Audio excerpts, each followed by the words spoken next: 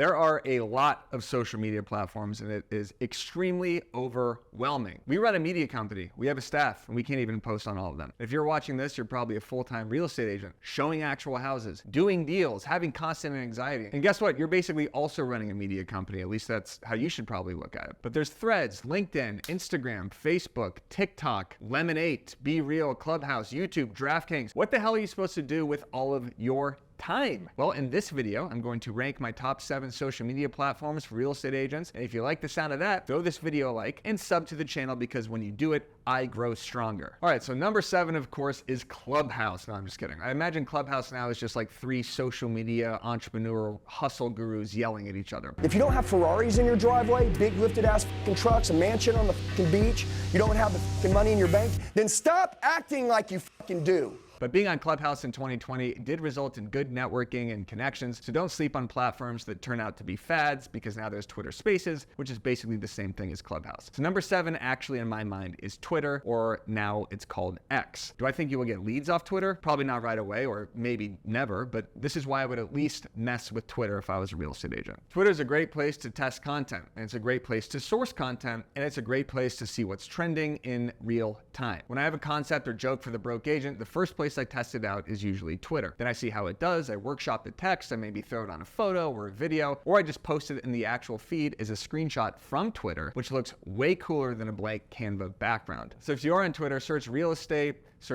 plus your area and see what's trending, and maybe you could chime in on that sort of content, or at least use it to green screen and talk about the news. Some good real estate accounts to follow on Twitter are Strip Mall Guy or Multifamily Madness. Check them out for inspiration, and at the very least, create a Twitter or X account so you can see what's trending in real time and test content. Number 6 is LinkedIn. And to be honest, I'm just kind of saying this and talking out of my ass because Gary Vee says the organic reach on LinkedIn is bananas. But truthfully, I don't use LinkedIn. And as a media company, we probably should, but we don't because we're just focusing on so many other platforms right now. But I have spoken to agents who swear by it and actually get leads from it. It can be a great source to generate leads because it's a professional platform where reaching out and connecting people is what the platform is all about. If you have the time to figure it out, I would put a little bit of effort into LinkedIn. And also it's not oversaturated with, TikTok pointing and dances and a bunch of realtors trying to become famous. It's way more professional and you could reach out to people. So it's a good opportunity maybe for the more serious blogger / connector. Let me know in the comments if you use LinkedIn and what strategies you use on the platform. Number 5 is Facebook. Yes, people still use it and there's a slightly older demographic on it, but they're probably more likely to buy and sell real estate. Now, growing a Facebook following is difficult, but what you should be doing is repurposing your reels and upload them organically to Facebook because the reach with Facebook Reels is also bananas. So publishing Reels in your standard post to Facebook business page or your personal account so you're still growing an audience and hitting that older demo is important, but I would definitely start focusing on in Facebook is building or joining a group community. Matt LaMarche, who's an agent we had on the Over Ask podcast, built an entire community around Porsches and is now the go-to realtor in that group. The group has nothing to do with real estate and they do like in-person weird Porsche car driving meetups, but because he's the go-to realtor, he's actually netting a lot of business from it. Lana Rodriguez, another guest we had on Over Us, built an entire VIP Facebook group for her clients where she can stay in touch with her clients, communicate with them about events, and she's the reason why they are in that group. She's the congregating principle of that Facebook group. If you're a Yankee fan like myself, maybe you can join a local Yankee Facebook greet up and go to IRL meetups, and then you are the go-to realtor of that group.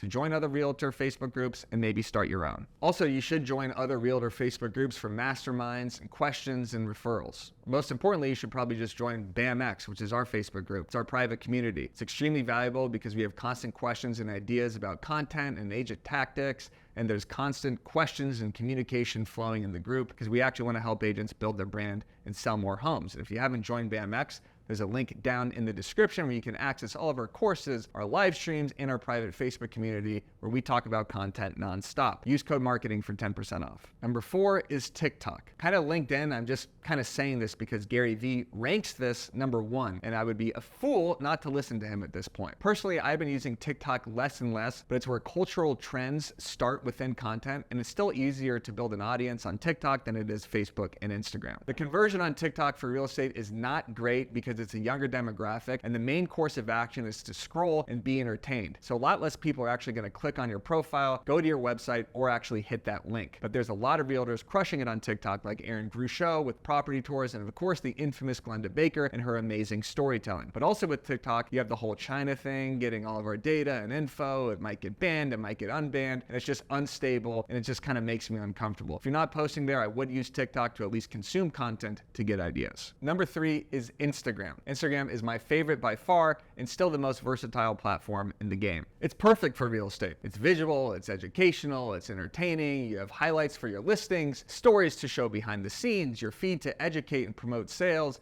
and a searchable, clickable profile that can be perfectly optimized for people to search and actually take action on. You also have a way greater ability to plug links and build an audience on other platforms from Instagram. Also, Instagram keeps evolving and infinity stoning all the other apps into one super app. Stories are from Snapchat, Notes are from Facebook, Threads is from Twitter, and Reels, of course, is from TikTok. I'm biased because I built my following and brand predominantly on Instagram, but I still believe it's the best for conversions and to have actual conversations with leads and clients in your DMs. Also, people are searching on Instagram way more, and if you use the right keywords in your profiles and your copy, you will get discovered as an agent. The gram lives on forever. Number 2 is email. Email is not necessarily considered a social platform, but your ability to show up in people's inbox is invaluable, and I would take a big email list over a big Instagram following or TikTok following every single day. People click emails, people are used to getting emails, and the best part is you own your emails. Instagram and all these other apps run on an algorithm. You can post the best piece of content on earth and have it seen by less than 5% of your audience because the algorithm sucks that day. Also, you can lose your social media accounts to hackers, spammers, and random bans from power-hungry CEOs. You don't own any of these social platforms. You own your email list and your ability to write thoughtful, valuable emails